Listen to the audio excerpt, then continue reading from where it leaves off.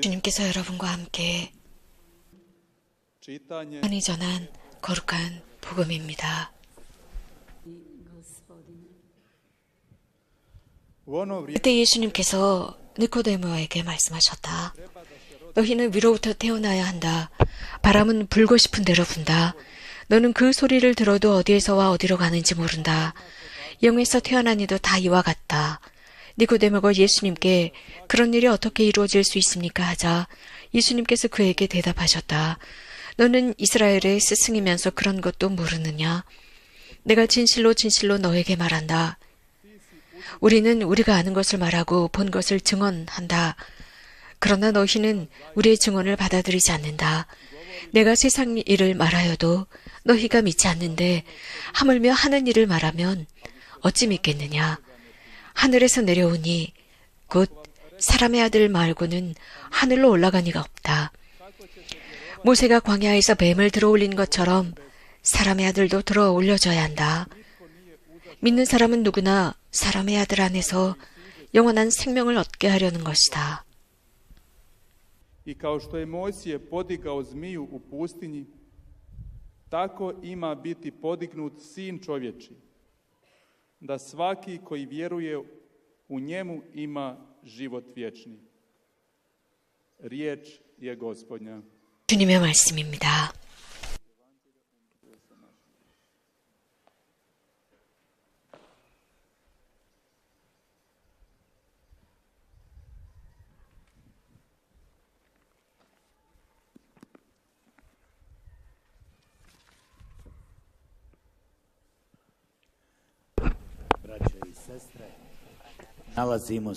자매 여러분,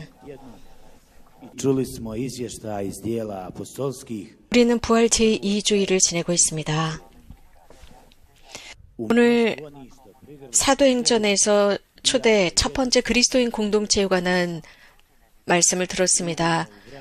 많은 이가 그리스도인이 되었고 한 몸, 한 마음으로 함께 살았습니다. 그 불안한 시대를 함께 살았습니다. 우리들의 이 시대의 이기심이 무엇인지를 생각하게 합니다. 나는 내 자신을 위해서, 나만을 위해서 축적하고 내 소유다라고 하던 이런 이기적인 현대를 잘 반성하게 하는 오늘의 말씀입니다. 하느님께서는 가장 먼저 무엇을 하셨는지 보여주고 있습니다. 많은 사람들이 이기적으로 살고 있지만 오늘 이 사도행전에서 루카복음사가는 이렇게 전하고 있습니다. 많은 사람들이 그리스도인이 되었고 한 몸, 한 마음으로 살았으며 자기 것을 자기 것이라 하지 않고 공동 소유를 했습니다. 신앙 때문이었습니다. 예수님의 부활 덕분이었습니다. 예수님의 부활 이 그들의 행동을 바꾸어 놓았습니다. 형제자매가 되었습니다. 한 가족이 되었습니다. 서로 삶을 나누는 일심동체, 공동체가 되었습니다. 자신들의 소유를 나누었습니다. 차별하지 않았습니다. 그래서 그들의 어떤 원천이나 사회적인 지위도 따지지 않았습니다. 예수님의 부활은 이러한 모든 사회적이고 정치적인 장벽을 무너뜨리면서 새로운 정신을 가져왔고 인류 관계도 그랬습니다. 바오르 성인께서 갈라티아인들에게 하신 말씀과 같습니다. 유대인이나 그리스인이나 노예나 자유인이나 남자나 여자나 가리지 않고 여러분 모두는 예수 그리스도 안에서 하나다라고 하셨습니다. 오늘 복음도 그렇습니다. 계속해서 이러한 정신, 하느님의 영에 관해서 언급합니다. 초대 그리스도인들의 마음을 바꾸어 놓은 바로 그 영입니다. 우리들의 마음을 바꿀 수 있는 능력이 있는 그 영입니다. 예수님은 니코데모를 만났습니다. 그는 율법학자였고 바리사이였습니다. 그는 학식 있는 사람이었습니다. 법을 알고 성경 말씀을 알고 있는 사람이었습니다. 자신의 삶을 오로지 하느님을 위해서 축성한 사람이었습니다. 요한복음에서 니고데모에 관해서 이런 말을 하고 있습니다. 당시 백성들 가운데 아주 유명한 학식 있는 사람이었는데 한밤중에 예수님을 찾아온 이유는 남들의 눈에 들키지 않기 위해서였습니다. 예수님의 그 활동에 매우 큰 관심을 갖게 했습니다. 그분의 말씀도 그랬습니다. 예수님의 그 삶 자체가 그를 매료시켰습니다. 왜 밤에 갔을까요? 우리는 정확히 알 수는 없습니다. 그러나 이유는 있었을 것입니다. 자신이 가지고 있는 유대인들 사이에서 어떤 명예를 잃지 않기 위해서였을 것입니다. 우리는 자주 의무를 소홀히 하는 경우가 있습니다. 그래서 누구든지 그런 것을 보지 않고 우리들이 잘못하는 그런 부분에 관해서 코멘트를 하지 않게 하기 위해서입니다. 잘못된 방법들 때문이겠죠. 그러나 예수님은 니고데모에 관해서 말씀하십니다. 어떻게 태어나야 하는지 말씀하십니다. 위로부터 태어나야 한다라고 했습니다. 위로부터 어떻게 변화될 수 있는지 말씀하십니다. 여기에 관해서 예수님은 비유를 드십니다. 바람에 관한 말씀을 하십니다. 바람은 자신이 불고 싶은 대로 분다. 하지만 어디로부터 오고 어디로 가는지 모른다라고 했습니다. 예수님은 말씀하십니다. 그 바람을 왜 부는지는 모르지만 그 바람의 결과는 드러납니다. 공간과 어떤 지역에서 바람이 어떤 일을 해놓았는지 그 결과는 일어납니다. 바람, 성령은